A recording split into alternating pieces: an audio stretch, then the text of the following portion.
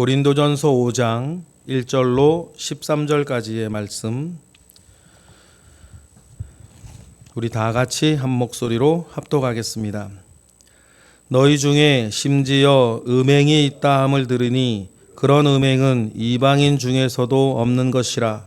누가 그 아버지의 아내를 취하였다 하는도다. 그리하고도 너희가 오히려 교만하여져서 어찌하여 통한이 여기지 아니하고 그 일 행한 자를 너희 중에서 쫓아내지 아니하였느냐.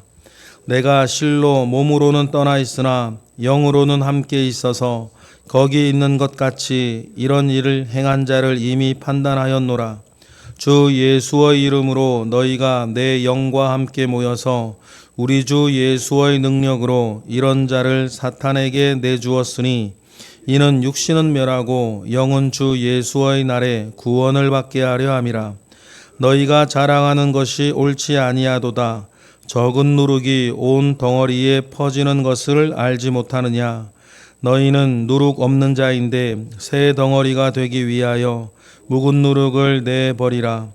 우리의 유월절 양 그리스도께서 희생되셨느니라. 이러므로 우리가 명절을 지키되 묵은 누룩으로도 말고 악하고 악의에 찬 누룩으로도 말고 누룩이 없이 오직 순전함과 진실함의 떡으로 하자. 내가 너희에게 쓴 편지에 음행하는 자들을 사귀지 말라 하였거니와 이 말은 이 세상의 음행하는 자들이나 탐하는 자들이나 속여 빼앗는 자들이나 우상 숭배하는 자들을 도무지 사귀지 말라 하는 것이 아니니 만일 그리하려면 너희가 세상 밖으로 나가야 할 것이라. 이제 내가 너희에게 쓴 것은 만일 어떤 형제라 일컫는 자가 음행하거나 탐욕을 부리거나 우상 숭배를 하거나 모욕하거나 술 취하거나 속여 빼앗거든 사귀지도 말고 그런 자와는 함께 먹지도 말라 함이라. 밖에 있는 사람들을 판단하는 것이야 내게 무슨 상관이 있으리요마는 교회 안에 있는 사람들이야 너희가 판단하지 아니하랴. 밖에 있는 사람들은 하나님이 심판하시려니와 이 악한 사람은 너희 중에서 내쫓으라. 아멘. 죄는 아무리 작고 사소해 보이는 것이라 할지라도 죄는 가만히 홀로 그냥 있지 않습니다. 반드시 죄는 그 사람 속에서 커져가기 마련이고 커져가 그 사람의 마음이나 생각이나 육신을 망가뜨릴 것입니다. 그뿐 아니라 죄는 그 죄를 옆에서 보고 있거나 간접 경험하고 있는 사람들에게 전이 되어져서 또 다른 형태의 죄를 낳기 마련입니다. 그래야 해서 죄의 목적은 그 사람 안에서나 주변 사람들에게 자꾸 퍼져가서 죄가 가지고 있는 최종적인 목적, 하나님에 대한 적개심을 품게 하는 데 이르기까지 여러분 계속해서 죄는 퍼져나가기 마련입니다. 어떤 죄가 있는데 그 죄가 그 사람의 육신과 삶을 망가뜨리겠고 그 죄를 지켜보는 사람도 물들거나 아니면 그 죄를 비난하다가 자기 죄를 짓고 한 죄에 대해서 사람들의 의견이 갈리면서 옥신각신하다가 분열하는 죄를 또 낳기도 하고 분열하다가 서로를 바라보며 미워하는 죄를 낳기도 하고 미워하는 죄는 이거 잘하고 자라서 어떤 음해나 폭력이나 무엇으로든지 자라나게 한단 말이에요. 그러니 여러분 죄는 아무리 작고 사소해 보이는 것이라 하더라도 절대로 가만히 있지 않습니다. 오늘 본문에 사도 바울이 분열에 대한 이야기를 하고 있다가 근원적인 이야기를 하고 있어요. 그리고 내가 주께서 허락하시면 너희에게 갈 건데 내가 매를 들고 가랴 사랑과 긍휼을 들고 가랴 그렇게 이야기하면서 경고합니다. 그리고 내가 갈 거다.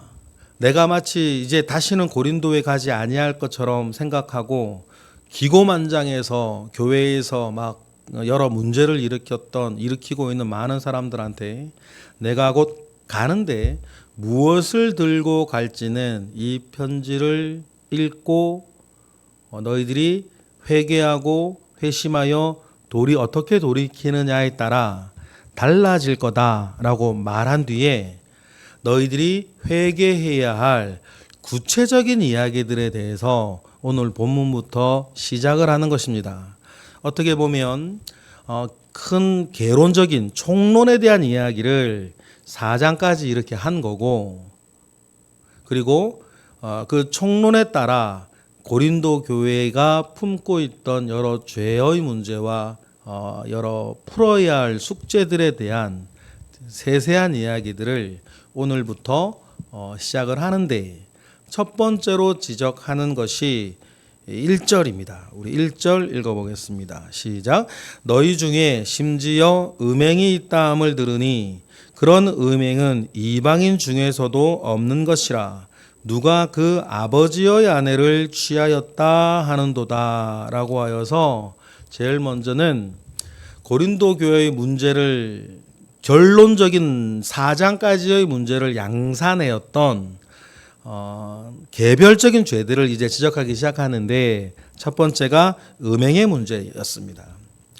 심지어 음행이 있다라고 하는데, 이 심지어라고 하는 말은 절대 안 되는, 어떤 방법으로도 안 되는 그런 뜻이에요. 아버지의 아내를 취했다는 거죠. 이방인 중에도 없는, 너의 어머니라 말하는 게 아니라 아버지의 아내라고 이렇게 구별하여 말하니까 계모든지 아니면 뭐 이렇게 여러 가지 상황들이 있겠죠. 그런데 이런 음행의 문제가 교회 안에 있음에도 불구하고 결과적으로 고린도 교회에서 2절처럼 한다는 거예요. 2절 읽어볼까요? 시작. 그리하고도 너희가 오히려 교만하여져서 어찌하여 통한이 여기지 아니하고 그 일 행한 자를 너희 중에서 쫓아내지 아니하였느냐라고 하면서 그 사람을 그냥 내버려 두는 거죠. 여러분, 고린도 우리 얘기할 때에 고린도전서에서 고린도 교회 여러 문제들을 이야기할 때 이 성적인 타락 문제는 늘 우리가 이야기를 하는데, 그 원인을 고린도 사람 같다라고 하는 욕도 있다라고 하고 하는데, 그 원인들을 가만히 보면 고린도의 그 항구, 첫 번째는 항구가 가지는 조금 퇴폐 문화가 있는 거예요. 우리도 마찬가지죠. 그런데 다소도 항구고 가이사라도 항구인데 왜 고린도만 더 큰 문제가 되느냐라고 하면, 다른 항구는 출발하거나 이렇게 도착하거나 아니면 중간에 기항하거나 하는 그런 항구인데, 고린도 교회는 그런 항구이면서도 특별한 또 기능이 하나 있는데, 이제 고린도 교회가 우리 지금 요즘으로 따지면 수에즈 운하나 이런 것처럼 멀리 배를 타고 돌아가지 않아도 되도록 이렇게 좁은 협곡 같은 이렇게 운하 같은 그런 지점에 있단 말이에요. 그래서 이제 배를 이렇게 타면 고린도와 그 겐그레아라고 하는 그 도시 사이에 이렇게 짧은 육지가 있는데, 이 겐그레아와 육지 사이만 딱 땅을 지나면 100길로 몇 달을 가야 되는 것들을 줄여서 바로 갈 수 있어요. 그러니까 고린도는 이렇게 겐그레아나 고린도에서 배가 정박을 하면 모든 짐을 내리고, 지금처럼 운하를 팔 수 있는 기술이 없기 때문에 그 둥그런 나무들을 쫙 깔아놓고 짐을 다 내려서 노예들이 그 배를 밧줄에 엮어서 끌어올려서 겐그레아에 정박한 배는 고린도로 넘겨주고 고린도에 있던 배는 겐그레아 넘겨주는 거예요. 그러니까 어떤 항구의 특수성으로 출발할 때는 가족들이 있고 도착할 때는 아는 사람이 있는데 고린도와 겐그레아는 그런 일들을 하고 있기 때문에 선원들이 그러면 배 타고 하다 고린도나 겐그레아 가면 이 지역에서 할 일이 없네. 무슨 말인지 아시겠어요? 이 지역에서 할 일이 없는 거예요. 그러다 보니까 그 배 타고 다니면서 외롭고 지치고 했던 그런 것들을 술로 여자로 이게 막 달래면서 그 교회의 요상한 퇴폐 문화가 이렇게 형성되어져 있는, 그런데 고린도 교회의 사람들은 그런 퇴폐 문화가 만연되어 있는 곳에 살고 있는 거예요. 그러니까 이방인들 중에 없는 음행의 문제가 있는데도 통한이 여기지 않고 자기네들끼리 이야기했겠죠. 괜찮다고 뭐 대수롭지 않게 생각을 하는 거예요. 여러분, 그러면서 뭐 다른 이야기들 할 수 있겠죠. 뭐 어떻게 교회에서 사람을 뭐 그렇게 정죄를 하냐, 뭐 쫓아내냐, 뭐 하나님이 사랑이신 이런 얘기하면서 멍뚱한 소리. 요즘도 그런 얘기도 하는 사람들 있으니까. 그렇게 하면서 이렇게 죄를 죄라고 여기지 아니하고 괜찮다고 내버려 두니 그 교회 안에서 여러 문제들이 또 양산되어지는 거예요. 좀 전에 말씀드렸죠? 어떤 모양이라도 죄는 결코 가만히 있지 않습니다. 그 사람 안에서 죄는 계속 자라요. 그리고 죄가 자라고 있는 사람을 지켜보는 여러 사람들에게 다양한 형태의 다른 아픔과 전염과 갈등을 죄는 일으키게 돼 있단 말이에요. 그러니 그 사람을 그냥 내버려 두는 것에 대해서 바울이 책망을 하는 거죠. 회개할 마음도 없고 오히려 막 그런 거예요. 그러니 바울이 이런 사람은 내가 이미 판단을 했는데 이런 사람은 결국 오절과 같은 사람이라는 거예요. 5절과 우리 읽어보겠습니다. 시작. 이런 자를 사탄에게 내어주었으니 이는 육신은 멸하고 영은 주 예수의 날에 구원을 받게 하려 함이라 라고 말을 합니다. 먼저 이런 자를 사탄에 내주었다라고 한 이 말의 핵심은 그 일을 그렇게 행하고 그 죄악을 행하고 그거에 대해서 아랑곳하지 않고 그 죄에 젖어 사는 사람은 자기의 행실을 통해서 자기가 누구에게 속하여 있고 누구의 종이 되어 살아가는 것인지를 다 드러내었다는 뜻이에요.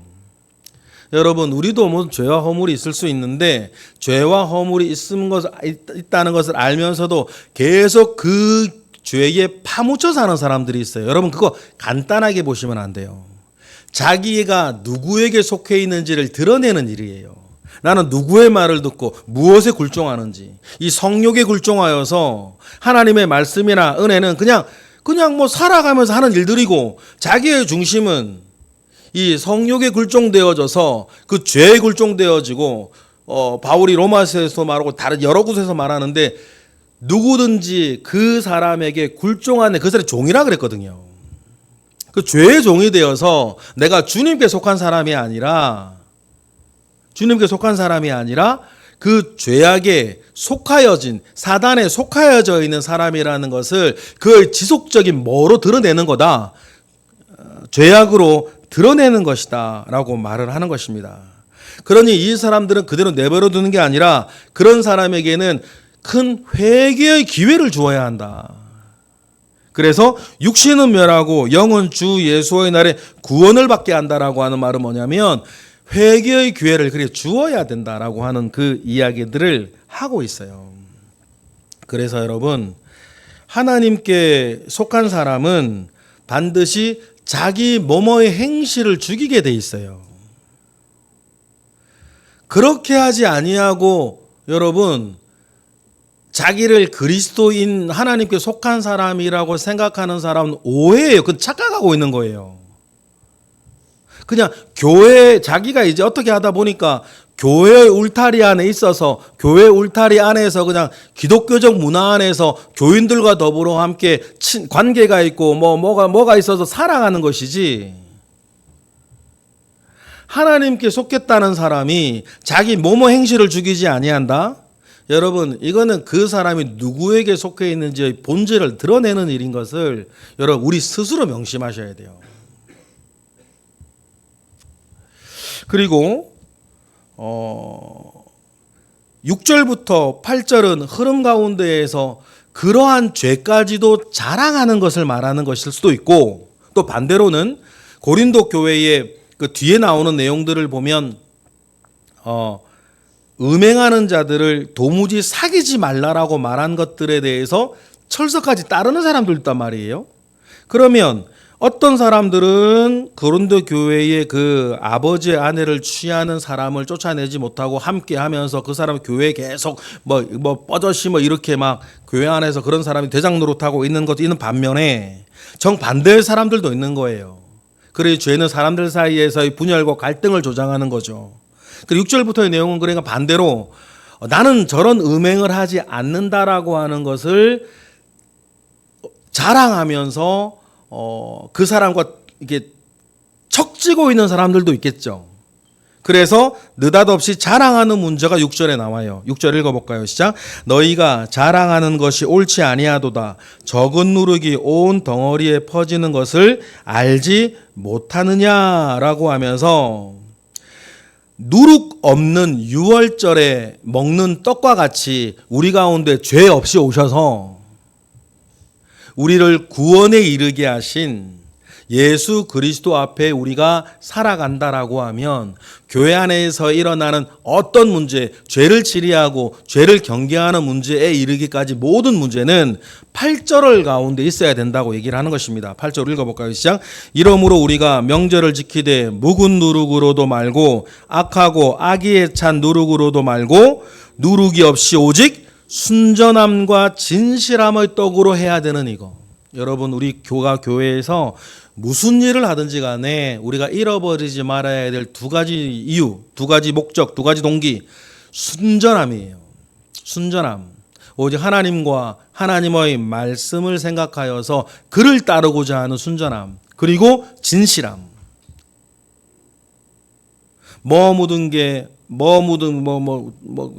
욕한다고 그런 거 말고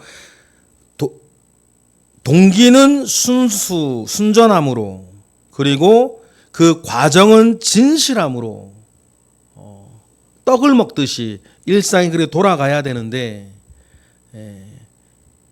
우리 주 예수 그리스도가 6월절 어린 양처럼 돌아가셨을 때에 6월절에 먹어야 하는 누룩 없는 떡, 무교병과 같이 우리도 죄가 있으면 그 죄를 덜어내고, 그리고 나의 죄 없음을 다른 사람을 정죄하는 것으로 드러내려고 하는 것들을 절대 하지 말아야 된다.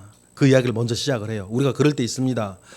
함부로 막 교회를 비난하면서 나는 의롭다 말하지 않지만 교회를 비난하는 것으로 자기의 의로움을 드러내려고 하는 사람들이 있어요. 의외로 그런 사람들 많아요. 그런 누룩을 제거하라는 얘기를 하는 거죠.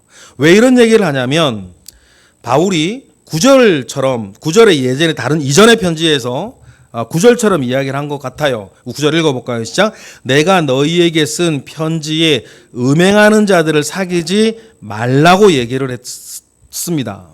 그러면 음행하는 자를 도무지 사귀지 말라라고 얘기를 했는데, 그러면 고린도 교회 사람들은 또 한편에서는 음행하는 사람들을 사귀지 말라 했으니 교회 한 사람이나 세상 사람이나 음행하는 사람들과는 전혀 상종을 하지 않은 사람들도 있었다. 이 얘기를 왜 꺼내는지 여러분 좀 명심하셔야 돼요. 이해하셔야 되는 게 뭐냐면, 그런데 고린도 교회 안에 뭐 하는 사람이 있어요? 음행하는 사람도 있고, 근데 교회에 그 사람이 계속 머물러 있고, 근데 고린도에는 음행하는 사람들과 도무지 사귀지 말라 해서 교회 안 사람이나 교회 밖에 있는 모든 음행하는 사람들과 사귀지 않으려고 하는 사람들도 고린도 교회 안에 있다 이런 거예요. 그런데 음행하는 사람, 이방인들에게도 없는 음행을 저지르는 사람이 고린도 교회 안에 있고, 음행하는 자는 교회 안 사람이나 교회 밖 사람 모든 음행하는 사람을 사귀지 않겠다는 사람도 고린도 교회 안에 같이 있어요. 그럼 고린도 교회 안에 어떤 일이 벌어지겠어요? 그때부터는 다툼과 갈등과 멱살잡이와 이런 것들이 뭐 욕설과 고함과 함성이 막 일어나겠죠. 그런 상황을 바울이 알고 있는 거예요. 그러니 먼저 그 모든 것들을 해결하기 위해서 음행하는 자들을 사귀지 말라고 했는데, 일단 이 말은 세상에서 음행하는 사람들을 사귀지 말라고 말하는 게 아니다. 만약에 우리가 세상에 있는 세상 사람들, 불신자들 가운데에서 모든 죄 짓는 자들을 우리가 상종하지 않으려고 하면 이 세상에 너희들이 어떻게 살겠냐, 그 얘기를 하는 거죠. 10절로 읽어볼까요? 시작. 이 말은 이 세상의 음행하는 자들이나 탐하는 자들이나 속여 빼하는 자들이나 우상 숭배하는 자들을 도무지 사귀지 말라 하는 것이 아니니, 만일 그리하려면 너희가 세상 밖으로 나가야 할 것이다. 마을버스 기사가 있는데 저 사람은 막 술 먹고 밤마다 이렇게 막 동네에서 막 그렇게 막 폭력하는 그런 사람이에요. 그래, 그런 사람이 마을버스 운행을 한다고 마을버스 자체를 안 타면, 그러면 은행원들은 마트에서는 그러면 세상에 어떻게 살겠냐, 그 얘기를 하는 거죠. 그러면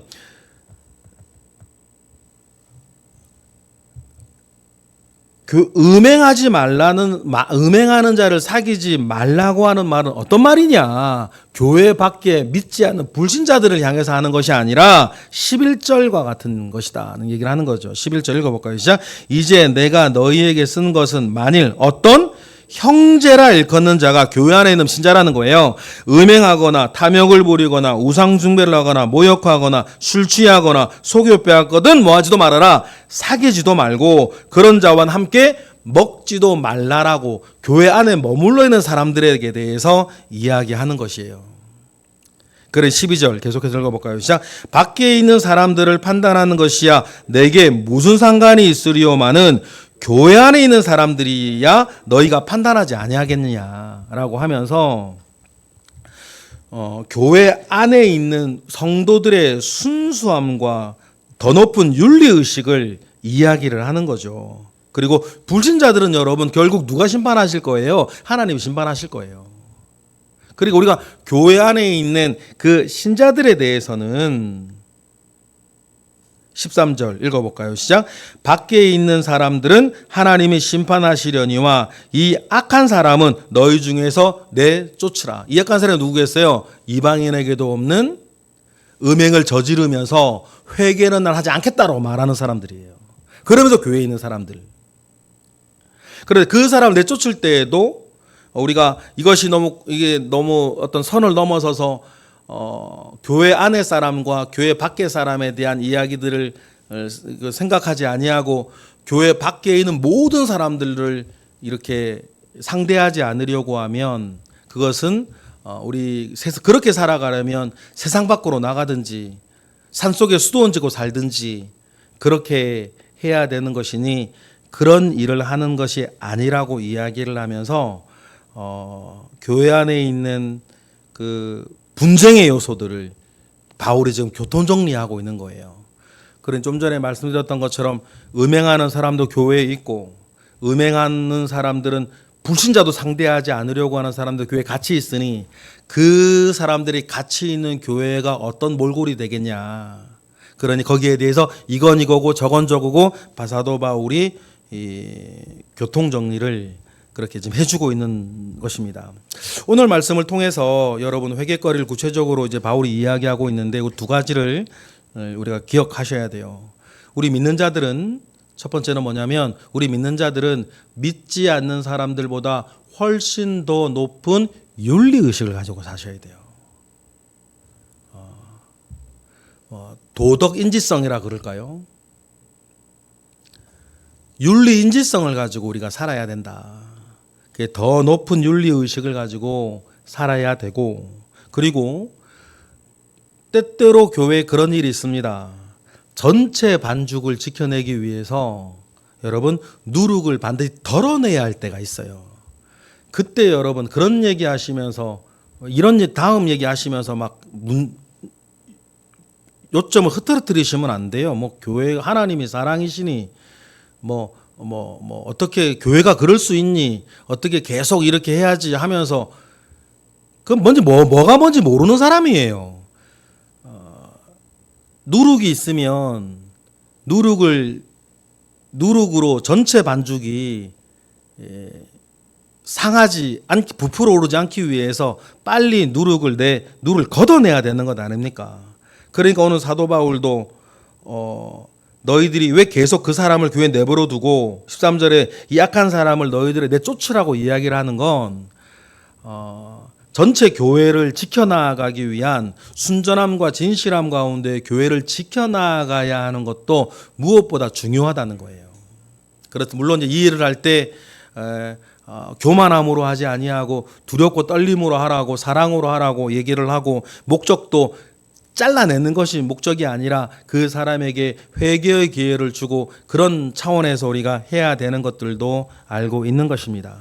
그러니 여러분 우리가 교회 안에 있는 우리는 주님을 알기에 주님이 우리를 어떻게 구원시켜 주신 것을 알기 때문에 그 믿음 안에서 더 높은 윤리의식을 가지고 개인적으로도 사셔야 되고 교회 안에서는 특히 더 그러셔야 된다라고 하는 것들 우리 기억을 하고 우리 이 자신의 삶을 잘 단장하고 생각과 마음을 잘 단장해 나아가시는 우리 모두가 되기를 바라고 우리가 그래서 하나님께 속한 자라고 하는 사실을 그 모든 일련의 노력들을 통해서 스스로 확인하시고 우리 모두가 확인해 나아가는 우리 거룩한 성도교회가 되시기를 주님의 이름으로 축복합니다. 기도하겠습니다.